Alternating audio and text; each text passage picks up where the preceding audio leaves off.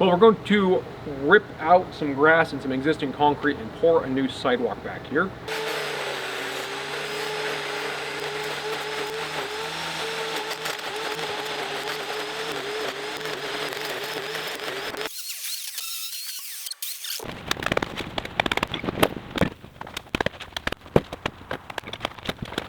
To make breaking up this old concrete a little easier, we're going to drill holes in lines so we can break it and take it out in pieces.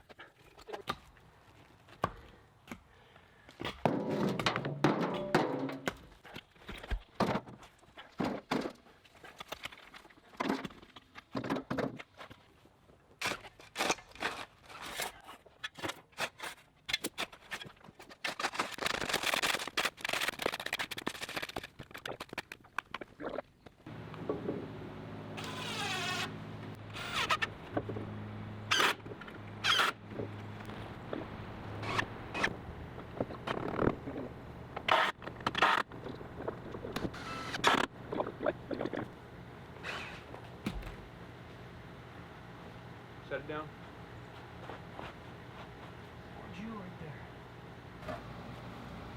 So now we're going to pinch this board between the concrete.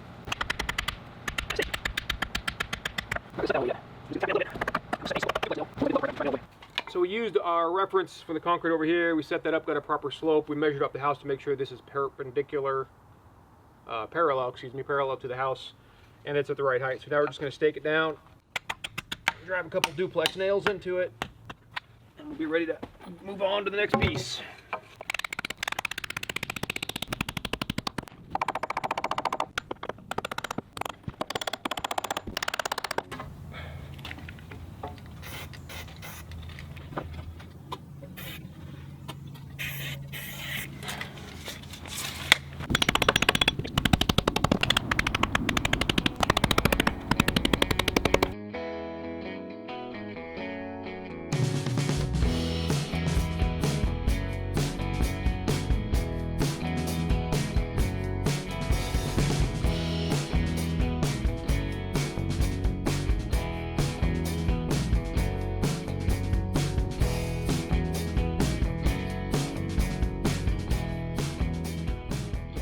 So we're going to install a couple pieces of rebar, 3 on this slab here.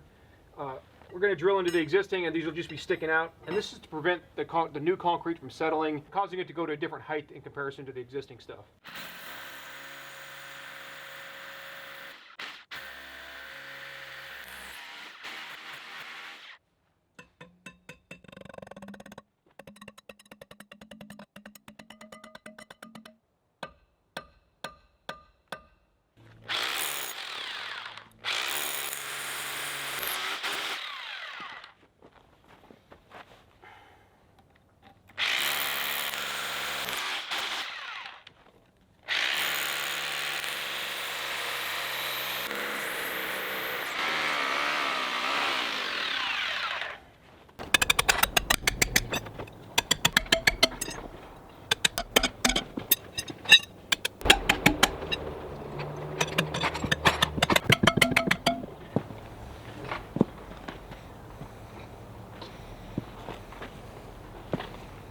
Well, we're ready to pour concrete. We got everything, all the grass out, the old concrete out, we got the forms put in, we got the new rebar to stop it from settling put in.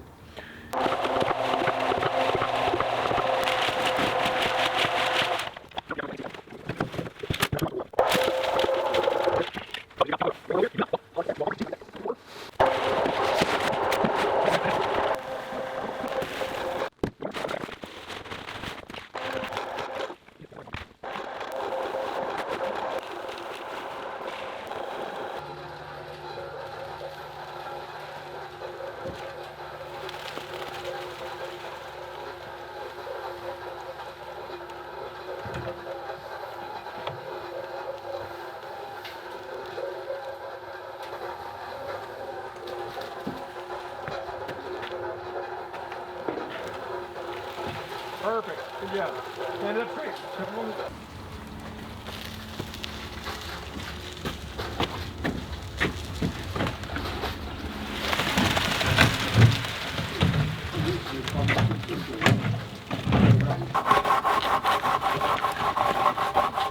We gotta go. So you gotta go past, and we gotta go back. Okay. Yeah.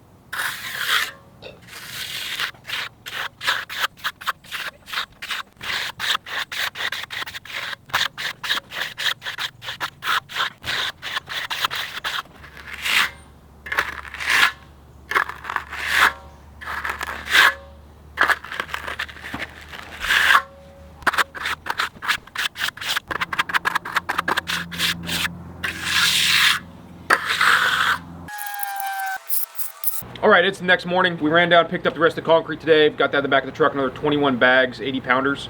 So we're gonna do the second half back here. First half is pretty much done. We're just gonna let it cure up. Suitable for foot traffic at this point. Sprayed it off and got the exposed aggregate last night. It was after dark, so I didn't get that on film. So we're gonna get started. We're gonna get right to pouring concrete today. Everything should go pretty quick. All the prep was taken care of yesterday.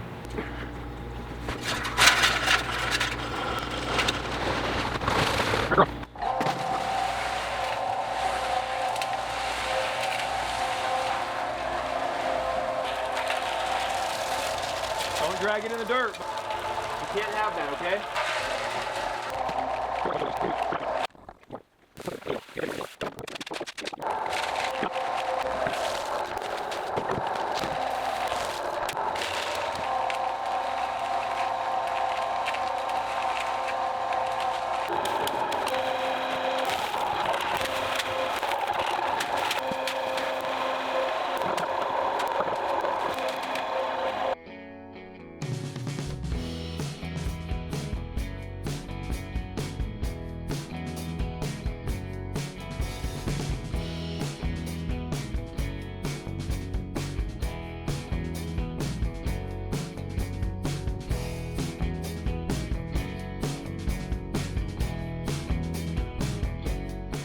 It is about 52 degrees outside right now. It's really cold. It's overcast. It's actually been misting rain the entire time we've been pouring this. So all that being said means this is going to take a while to set up to be firm enough to really float properly.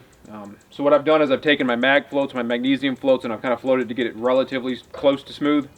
But I need to let the water separate, come to the surface, and then the ground to pull the water out the bottom to get the water out of it. Concrete timing is everything. Unfortunately, you really only learn this by doing it. No matter how many YouTube videos you watch, it doesn't add up to experience of doing it. So I recommend doing small pours to begin with, like a pad for a heat pump if you're doing something like that, or a small landing for a back garage door or something. Practice first.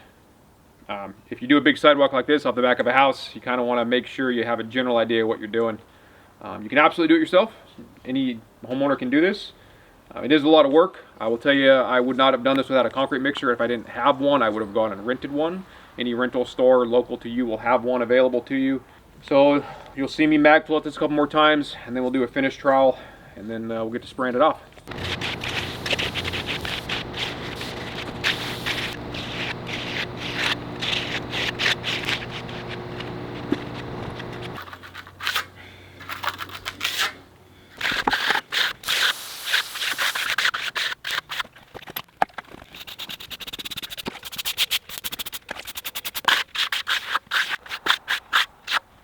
So this has set up enough at this point where we can go ahead and spray it off. So you've just got a garden hose, a little extension on there, and we're going to use a big fan pattern and rinse all the top layer off and get the exposed aggregate.